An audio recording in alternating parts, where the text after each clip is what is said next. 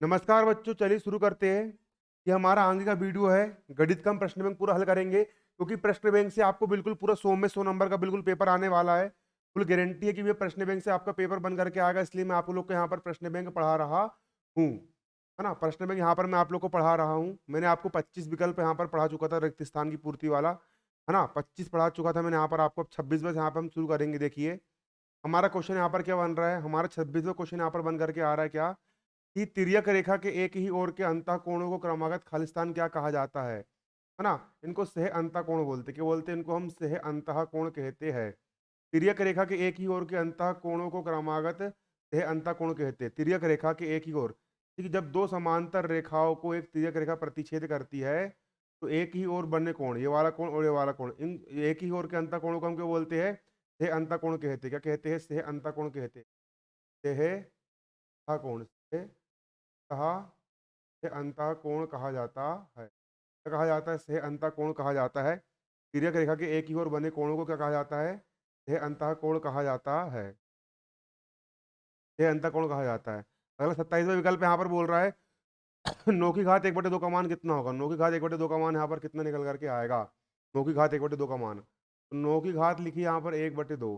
9 को हम क्या लिख सकते हैं, 9 को हम लिख सकते हैं 3 की घात 2 लिख सकते हैं। 3 का वर्ग मतलब कि 3, 3 गुणा 3, 3 का वर्ग मतलब कि 3 गुणा 3, और 3 की होता है आपका 9 होता है, तो 9 को हम लिख सकते हैं 3 की घात 2, है ना। 9 को हम क्या लिख सकते हैं, देखो 9 को हम क्या लिख सकते हैं, बाकी 9 को हम लिख सकते हैं 3 की घात 2, 9 को हम क्या लिख सकते हैं, 9 को हम लिख सकते हैं 3 की घात 2। 3 की घात 2 मतलब 3 का वर्ग 3 3 हो गया, और उसकी घात यहाँ पर आपकी 1/2। नीचे के 2 से ऊपर का 2 यहाँ पर कट गया, यहाँ पर सिर्फ कितना बचेगा आपका, यहाँ पर 3 बचेगा। यहाँ पर सिर्फ आपको 3 बचेगा, और हो गया यहाँ पर आपका आंसर। इसका आंसर कितना निकल करके आएगा आपका, 3 निकल करके आएगा। इसका आंसर कितना निकल करके आएगा आपका, 3 निकल करके आएगा। अगला, अगला यहाँ पर आपका 40% का मान कितना होता है। 0.40 का मान कितना परसेंट होगा, 0.40 का प्रतिशत मान, 0.40 का प्रतिशत मान। प्रतिशत का मतलब यहाँ पर होता है ना। प्रतिशत का मतलब यहाँ पर क्या होता है, देखो गुणा होता है 100 का, मतलब होता है गुणा 100। प्रतिशत का प्रतिशत मान निकालना, उसमें आप 100 का मल्टीप्लाई, देखिए इसको हम आगे हल करेंगे। पर देखो 40 का हो जाएगा यहाँ पर कितना, 40। दशमलव दशमलव हो गया एक, दो संख्या, एक संख्या और एक संख्या, दो संख्या के पहले यहाँ पर दशमलव लगाए, दो संख्या के पहले दशमलव लगाए, इसलिए यहाँ पर आ जाएंगे आपके डबल जीरो। गुणा का हो जाएगा गुणा, और 100 का हो जाएगा यहाँ पर आपका 100 ऊपर के 100 से पड़ गया जाएगा यहाँ 40%। आंसर निकल करके जाएगा आपको 40%। हो जाएगा 40%, आपका आंसर निकल करके जाएगा 40%, आपका आंसर निकल करके आ जाएगा। कितना निकल के जाएगा, 40% यहाँ पर आपका आंसर निकल आ जा 40%। पहला क्वेश्चन क्या है, देखिए बहुपद में सबसे बड़ी घात वाले बहुपद की घातांक को हम क्या बोलते हैं, घात कहते हैं। बहुपद में सबसे बड़े घात वाले घातांक को, बहुपद में सबसे बड़े घात वाले घातांक को बहुपद की क्या कहते हैं, घात कहते हैं। बहुपद, कोई बहुपद लिखा है मान चलो, यहाँ पर लिखा है x की घात 9 धन घात 7 धन 5 बराबर 0। तो यहाँ पर बहुपद में सबसे बड़े घात वाले घातांक को, यहाँ पर x की सबसे बड़ी घात यहाँ पर 9 है, x की सबसे बड़ी घात यहाँ पर 9 है, मतलब घातांक यहाँ पर क्या है आपका 9 है। बहुपद की घात हो जाएगी आपकी 9, यहाँ पर क्या हो जाएगी आपकी, तो यहाँ पर हो जाएगी आपकी बहुपद, बहुपद की घात हो जाएगी, यहाँ पर हो जाएगी आपकी बहुपद घात हो जाएगी। बहुपद की घात कितनी हो जाएगी, यहाँ पर आपकी 9 हो जाएगी। बहुपद में सबसे बड़ी, है ना, बहुपद में सबसे बड़े घात वाले घातांक को बहुपद की घात कहते हैं। बहुपद में सबसे बड़े घात वाले घातांक को बहुपद की घात कहते हैं। बहुपद में सबसे बड़े घात वाले घातांक को बहुपद की घात कहते हैं। बहुपद में सबसे बड़े घात वाले घातांक को बहुपद की घात कहते हैं। एक बीजीय व्यंजक, अगला यहाँ पर क्या है आप देख सकते हो, अगला यहाँ पर आपका एक बीजीय व्यंजक जिसमें चर के घातों में अनेक पद हो, क्या कहलाता है, बहुपद कहलाता है। क्या कहलाता है, बहुपद कहलाता है। एक बीजीय व्यंजक, बीजीय व्यंजक जिसमें चर के घात में अनेक पद हो। चर, चर किसको बोलते हैं, एक्स धन वाई धन जेड बराबर 0। चर के घात में अनेक पद हो, तो इस प्रकार का जो समीकरण बनता है जिसमें एक्स वाई जेड होता है, उसको हम क्या कहते हैं, बहुपद कहते हैं। क्या कहते हैं, उसको हम बहुपद कहते हैं। एक बीजीय व्यंजक जिसमें चर के घातों में अनेक पद हो, क्या कहलाता है, बहुपद कहलाता है। बहुपद कहलाता है। अगला क्वेश्चन यहाँ पर क्या आप देख सकते हो, अगला क्वेश्चन यहाँ पर है हमारा, समबाहु त्रिभुज का प्रत्येक कोण कितने अंश का होता है, 60 डिग्री का होता है। समबाहु त्रिभुज का प्रत्येक कोण कितने अंश का होता है, यहाँ पर आप देख सकते हो। किसी समबाहु त्रिभुज का प्रत्येक कोण कितने डिग्री का होता है, समबाहु त्रिभुज, समबाहु त्रिभुज जिसकी तीनों भुजाएं बराबर होती है ना। तो ये वाला कोण भी 60 का होगा, ये वाला कोण भी 60 डिग्री का होगा, ये वाला कोण भी आपको 60 डिग्री का होगा। समबाहु त्रिभुज का प्रत्येक कोण तीनों, है ना, प्रत्येक कोण कितने डिग्री का होता है? 60 डिग्री का होता है। समबाहु त्रिभुज का प्रत्येक कोण कितने डिग्री का होता है? 60 डिग्री का होता है। समबाहु त्रिभुज का प्रत्येक कोण 60 डिग्री का होता है। समबाहु त्रिभुज का प्रत्येक कोण 60 डिग्री का होता है। अगला, दोनों अक्षों के कटान बिंदु को क्या कहते हैं? मूल बिंदु कहते हैं। एक अक्ष हो गया आपका ये वाला, इस अक्ष को हम बोलेंगे एक्स अक्ष। ये अक्ष आपका एक ये अक्ष कहलाएगा आपका एक्स अक्ष। एक इतनी खड़ी हुई लाइन, इस लाइन को हम बोलते हैं वाई अक्ष। इस लाइन को हम क्या बोलेंगे? वाई अक्ष। एक्स अक्ष और वाई अक्ष दोनों अक्षों के कटान बिंदु को हम क्या बोलेंगे? इसके निर्देशांक होते 0, कहलाता है हमारा, ये कहलाता है हमारा मूल बिंदु। हमारा मूल बिंदु कहलाता है। दोनों अक्षों के कटान बिंदु को मूल बिंदु कहते हैं। एक हो गया आपका एक्स अक्ष, एक हो गया यहाँ पर आपको वाई अक्ष। दोनों अक्षों का कटान बिंदु ये वाला हो गया, ये कहलाता है यहाँ पर आपका मूल बिंदु कहलाता है। दोनों अक्षों का कटान बिंदु का कहलाता है। बहुपद में चर की घात सदैव कैसी होती है? बहुपद में चर की घात, कि एक्स की घात लिखी 4, एक्स की घात लिखी 5, ये पूर्ण संख्या के रूप में होती है। बहुपद में चर की घात हमेशा कैसी होती है? पूर्ण संख्या के रूप में होती है। बहुपद में चर की घात हमेशा पूर्ण संख्या के रूप में होती है। अगला क्वेश्चन यहाँ पर हमारा देख लीजिए। अगला क्वेश्चन यहाँ पर हमारा है 2 धन 2 भागी 2। दो का हो गया 2 धन, दो का हो गया यहाँ पर 2, भाग भाग का मतलब होता है बटा, दो का हो जाएगा यहाँ पर आपका 2। इसको हल करेंगे। दो का हो गया 2, धन का हो गया धन, दो का हो गया 2, भाग का हो गया बटा, और दो का हो गया 2। दो एक कम 2, दो एक कम 2, बार गया। दो का हो गया यहाँ पर आपका 2, एक का हो गया यहाँ पर 1, दो एक को जोड़ देंगे, दो एक कितना जाएगा यहाँ पर आपका? जाएगा यहाँ आपका, ठीक है, हो गया यहाँ पर आपका ये हो जाएगा यहाँ पर। आंसर कितना आ गया हमारा? 3 निकल करके आ गया। क्या हो गया? हाँ, यहाँ पर हमारा आंसर है।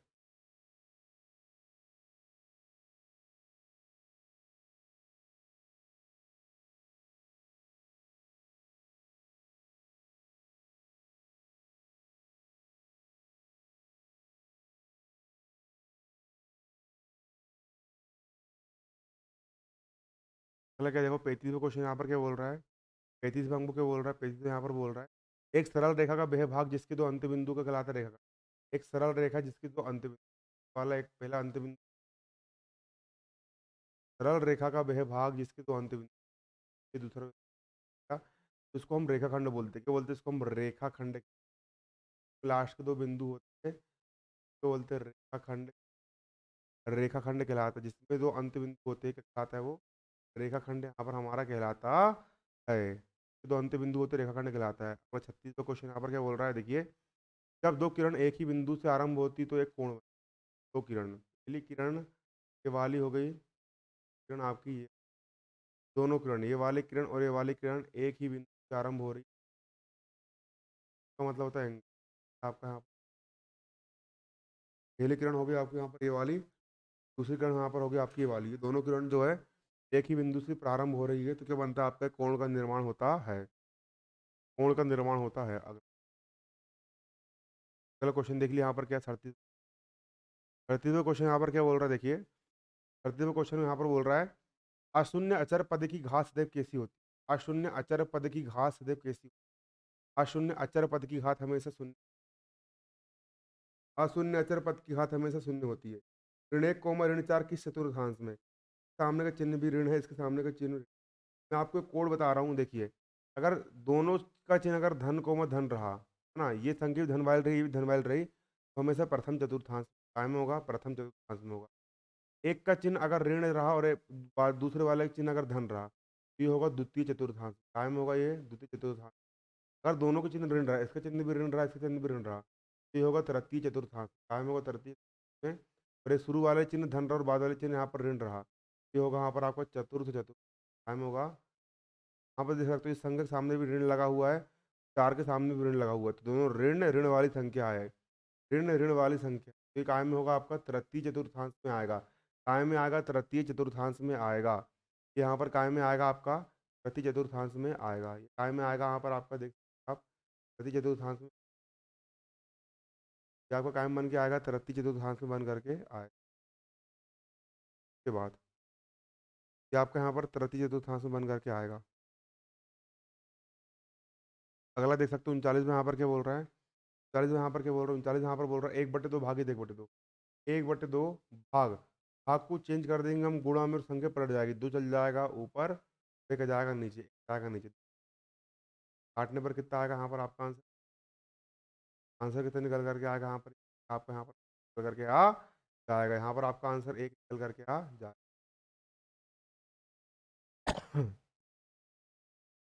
अगला क्वेश्चन क्या देखिए यहाँ पे 41वां क्वेश्चन।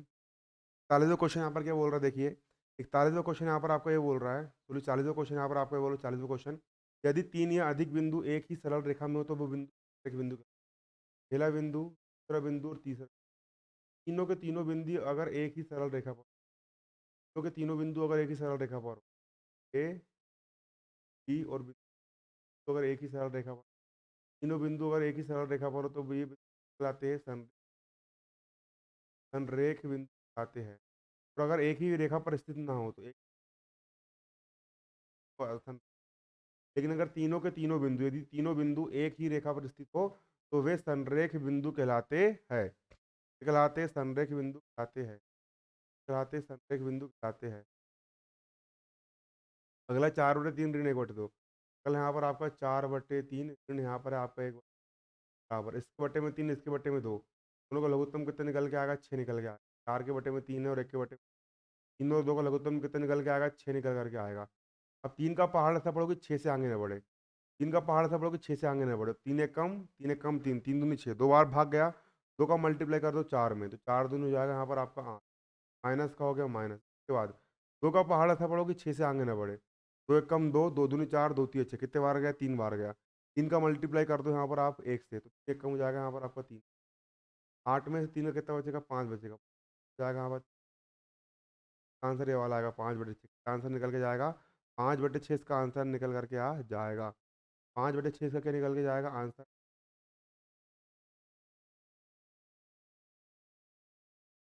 42वां क्वेश्चन यहाँ पर क्या बोल रहा है आपका देखिए, 42वां क्वेश्चन, रेखीय बहुपद में चर की अधिकतम घात कितनी होती है? 1 होती है। रेखीय बहुपद में चर की अधिकतम घात कितनी होती है? 1 होती है। सरल रेखा का भेदभाग जिसका एक अंत बिंदु किरण कहलाता है, सिर्फ एक अंत बिंदु और एक तरफ से अंत बिंदु ना हो, इस तरफ ये अनंत तक बढ़ेगी, आगे बढ़ती चली जाएगी, सिर्फ एक अंत बिंदु हो, किरण, सरल रेखा का भेदभाग जिसका एक अंत बिंदु हो क्या कहलाता है? किरण कहलाता है। ये किरण, सूरज की किरण भी ऐसी होती है, अंत बिंदु होता है, फिर आगे बढ़ती आती है, कहलाती है किरण, कहलाती है, कहलाती किरण।